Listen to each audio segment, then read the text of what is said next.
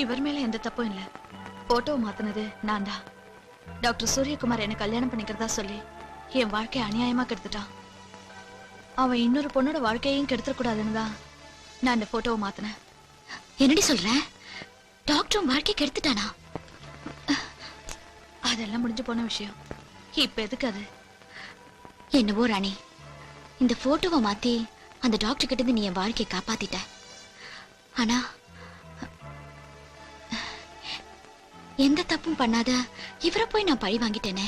ஹே, ஏன் ஃபீல் பண்ற? இந்த போட்டோவை பார்த்து மனசை பறி கொடுத்துட்டேன்னு என்கிட்ட சொன்னேல்ல.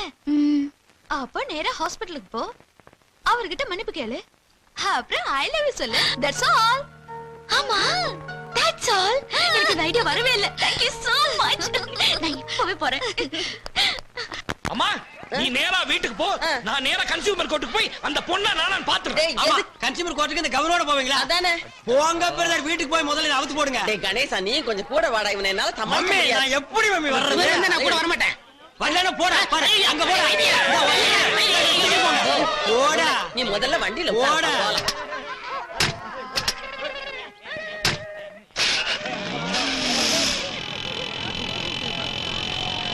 இங்க கணேஷ் சார். அவன் இல்ல. ஐயோ சார், சார் தாக்குங்க. ஐயோ சார், அந்த மிஸ்டர் சிவராமகிருஷ்ணன் எங்க சார்? ஏன் இங்க தள்ளுந்து பார்த்தாதுன்னு வேற எங்காவது கொண்டு போய் தள்ள போறியா? ஐயோ, ஐம் வெரி சாரி சார். உங்களுக்கு அவருக்கு நான் ரொம்ப சிரமம் கொடுத்துட்டேன். ஊர்ல இருந்து என் ஃப்ரெண்ட் ராணி வந்த பிறகுதான் உண்மை எல்லாம் எனக்கு தெரிய வந்தது. என்ன உண்மை? போட்டோ அனுப்பி என் கல்யாணம் நின்னதே சிவராமகிருஷ்ணால தான் நான் இவ்வளவு நாளா நினைச்சிட்டு இருந்தேன். ஆனா அந்த போட்டோ மாத்தி அனுப்புனதே என் ஃப்ரெண்ட் ராணி தான் எனக்கு இப்பதான் தெரிய வந்தது. அது மட்டும் இல்ல சார், தேன்மொழிங்கிற புனை பேர்ல நான் அடிக்கடி கவிதை எழுதுவேன். அந்த கவிதையை பாராட்டி ஒரு ரசிகர் எனக்கு அடிக்கடி போன் பண்ணுவாரு. அந்த ரசிகர் கூட இந்த சிவராமகிருஷ்ணன் தான் எனக்கு இப்பதான் தெரிய வந்தது. ஓ, அந்த தேன்மொழி நீங்க தானா? என்னம்மா போனும் மணிக்கணக்கில் பேசுவீங்களே. அப்ப சார், நான் நாளைக்கு பட்டிமன்றத்துல கூட நான் அவர் பேர் தான் கொடுத்திருக்கேன். நாங்க 2 பேரும் தான் நாளைக்கு பேச போறோம். அப்படியா? அதுக்கு முன்னாடி அவர்கிட்ட கொஞ்சம் மன்னிப்பு கேட்கணும். மன்னிப்பு கேட்க போறீங்களா? பயர் மாதிரி போயிருக்காரு. இப்போ உங்களை பார்த்தா பத்தி எரிச்சிருவாரு. நான் ஈவினிங் மேட்டர் சொல்லி அவரை கூல் டவுன் பண்றேன். அப்புறம் வந்து மன்னிப்பு கேட்க. ஓகே. அப்புறம் இந்த தட்டிமன்றம் சொன்னீங்களே, அது எப்போ? ஐயோ, பட்டிமன்றம் ஓ, சார். பட்டிமன்றமா? ஞாயிற்றுக்கிழமையான நிறைய மன்றங்கள் நடக்குது, அதனால கேட்டேன். அதையும் சொல்றேன். ரொம்ப தேங்க்ஸ் சார். Thank you sir. நீங்க எங்க நிக்கிறீங்க? இப்படியே எப்படிங்க போறது? எவனாவது பேண்ட் கொண்டு கொடுத்தானா மாட்டிட்டு போலான்னு பாக்குறேன். Correct sir. எப்படி நான் வீட்டுக்கு தானே போறேன், வாங்க நான் டிராப் பண்றேன். எதுக்கு? எனக்கு இன்னும் மீட்டர் என்ன கட் பண்ண சொல்லவா? இல்ல சார், நானே கட் பண்றேன். அப்படியா? தேங்க்யூ. எடாடோவே விடுமா, அவ மேல மான நஷ்ட வழக்கு போடாம விடவே மாட்டேன். சிவராமா, சாட்சி கையெழுத்து நான் போடுறேன். கூட வந்து அவன் கோவத்தை குறைப்பேன்னு பார்த்தா இன்னும் கொஞ்சம் ஏத்தி விடுறியே. அடிமடியில ஆந்தைய கட்டிக்கிட்டு வந்த மாதிரி இவனையும் கூட்டிட்டு வந்ததுக்கு ஸ்டாப் இட். விடுங்க. ஆளாளுக்கு அவர் ஏன் ஜவுமுட்டா மாதிரி பிச்சிட்டு இருக்கீங்க? பின்ன என்னடா, சும்மா இருக்கிறவனையும் அந்த பொண்ணை போய் பழிவாங்கன்னு தூபம் பண்றான்டா இவன். ஏண்டா, தூபம் போடுறதுக்கு என்ன மவுண்ட் ரோடு தர்க்கவாடா? தூபம் போடுறத பத்தி நீ யாருகிட்ட பேசுற? அவன் கையால போட்டான்னா இவன் கரண்டியாலேயே போடுவான். ஏய் டாடி, அந்த ஜிப்பு வாயை மூடிக்க.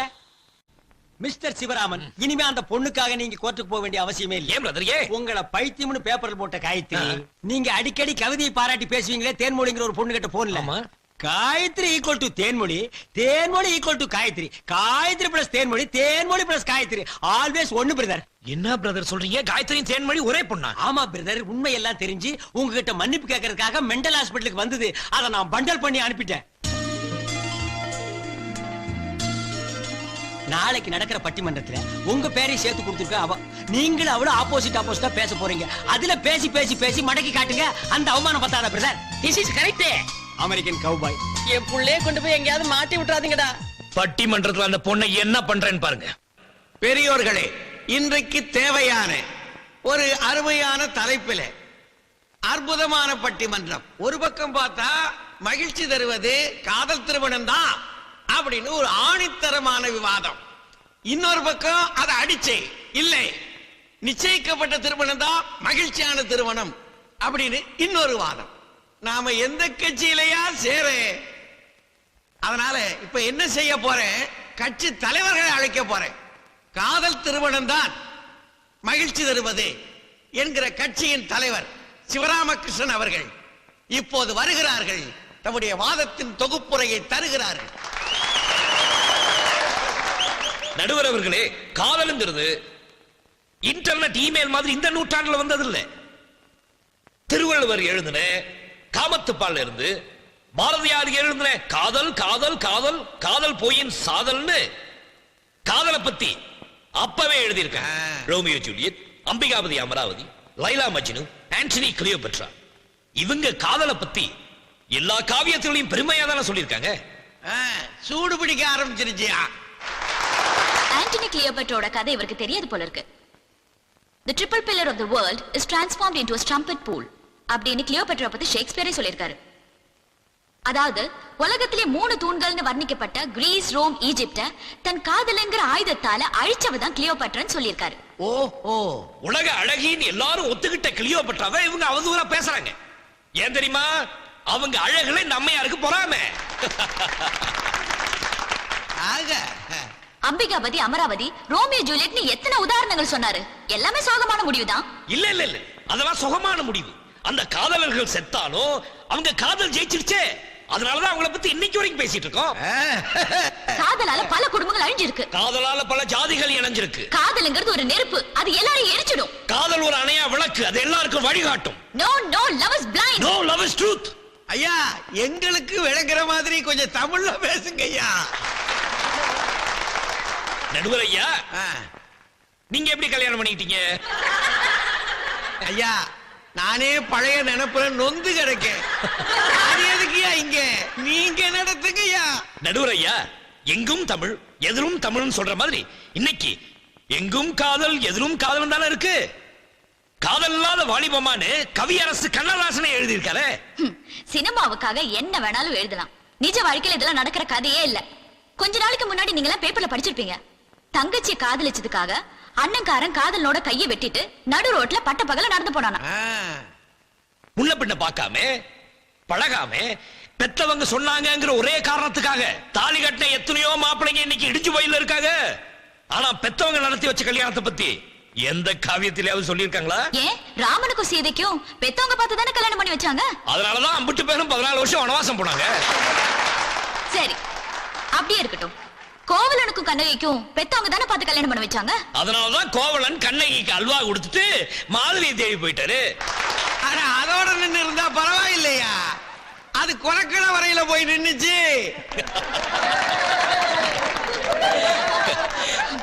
காதலுங்கிறது நம்ம கலாச்சாரத்துக்கு ஒத்து வராத ஒரு விஷயம். ஏன் ஒத்து வராது? நாடு விட்டு நாடு காதல்னு சொன்னா நம்ம நாட்டு பிரதமரா இருந்த ராஜீவ் காந்தி, சோனியா காந்தியை சொல்லலாம். அதே மாதிரி ஸ்டேட் விட்டு ஸ்டேட் காதல் எத்தனையோ பேர் உதாரணமா சொல்லலாம். மொத்தத்துல காதல் இல்லாத நாடே இல்லை. உலகம் இருக்கிற வரைக்கும் காதல் அழியாது. காதல் திருமணம் வாழணும், காதல் திருமணம் வளரணும், காதல் திருமணம் ஜெயிக்கணும்.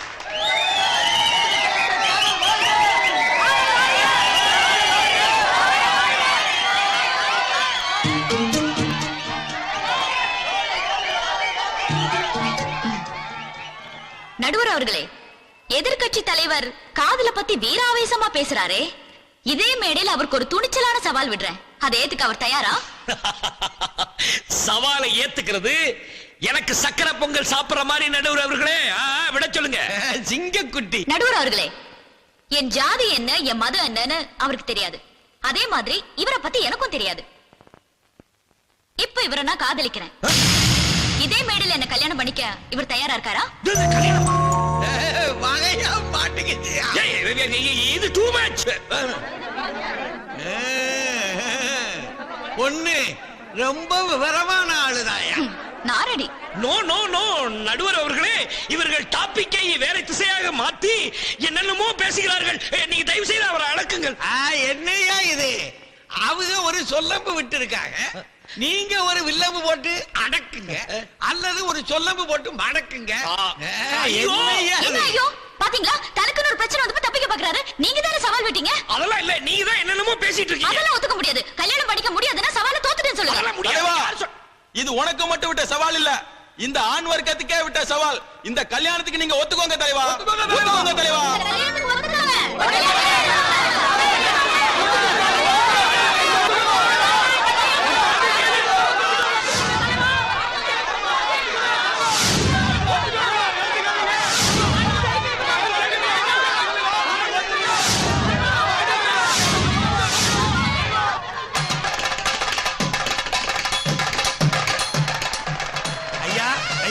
போடுங்கய்யா, மாட்டிக்க என்கிட்ட இல்லையா?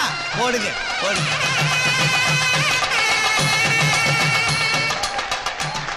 ஐயா, இப்படி நான் ஒரு பட்டிமன்றமும் நடத்துனதில்லையா.